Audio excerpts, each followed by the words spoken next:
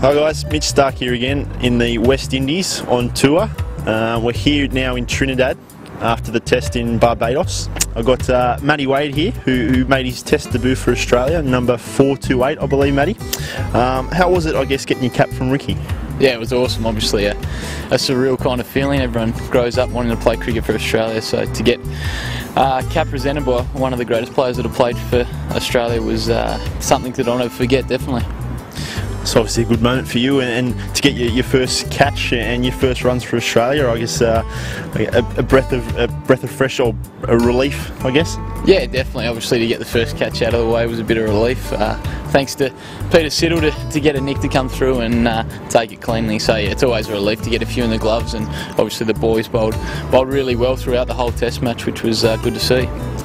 Yeah, it was a very good test. Like you said, the boys bowled very well, and I guess we fought very hard to get that result. And as JL would say, we played the Australian way. I guess, what was your take on your first test, and I guess the vibe around the team as opposed to maybe playing shield cricket? Yeah, it was obviously up in intensity, as everything is, I suppose, when you take a step up. But obviously we fought really hard for the first couple of days. They batted extremely well, I thought, and then obviously we scrapped hard at the end with a good partnership with Ryan Harris and obviously Gary Lyon down the end then with 40 not out. So and then obviously the last couple of days it moved pretty fast. We bowled really well in the second innings, stump to stump kind of stuff that we had to do, and got the result. And then the chase was obviously something that we'll never forget, an awesome test match, and I'll take it with me forever. I'm sure it's a great first test for you, and as Matty kind of hinted there, we got there in the end, and it was late on day 5, and Matty Wade and Mike Hussey almost got us home, and Huss got out and Wadey was there to finish it off. And now we're here in Trinidad ahead of the second test, and we caught up with the High Commissioner at his residence last night, and Matty caught up with one of his heroes, Brian Lara. How was that for you? Yeah, it was surreal. Pup was talking to him, so I suggested to Pup there's not many people in the world that you just look and step back and take notice of, I suppose, and wish you could meet. So Pup actually sent him over, so I had the sweats going up. I didn't know what to say. I was lucky Sids was next to me to kind of talk to him a little bit, because I was mumbling along. But no, an awesome experience to meet one of the best players ever to play the game. Very good.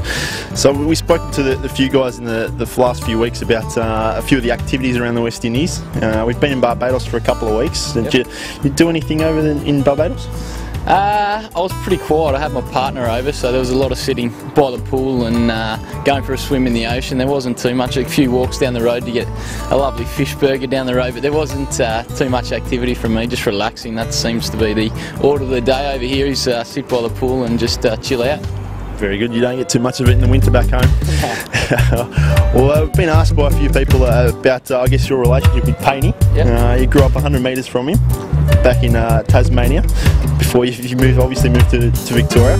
I guess, is it a coincidence that you're both wicketkeepers, and did you grow up learning much from each other, I guess? Yeah, it's a bit of a coincidence that it worked out that way. He lived down the road from me, and he knew my cousins pretty well, so that there was a lot of backyard cricket that they played together and stuff like that. So we played at the same local football club and the same local cricket club, so it was a little bit of a coincidence. No one really, I didn't expect this supposed to have played for Australia, that's for sure, but no, it's pretty cool.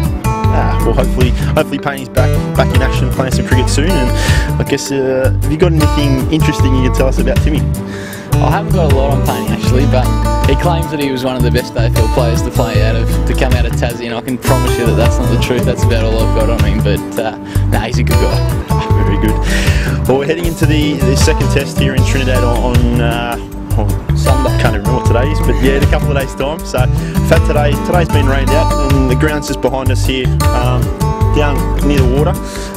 So we had a bit of a look at the wicket today, and unfortunately didn't get to do much training. We've had more of a rest day today. What is your take on the wicket, I guess? I didn't really have much of a look at it, but the talk around that it's going to be a difficult wicket to especially bat on. I think it's going to be a slow, low wicket, much like probably the St Vincent wicket that we first played on in the one-day series. But it's going to be hard work to get your runs, but that's the way it is over here. So you just got to put up with it, and hopefully we can go 2-0 up in this series. Very good. Thanks, Matty, for joining us here. Make sure you're following us here on cricket.com.au for the second test, and again for the third test in Dominica. So thanks for joining us again, and see you next time. Thanks, mate. No worries, mate. Well done. Thank you.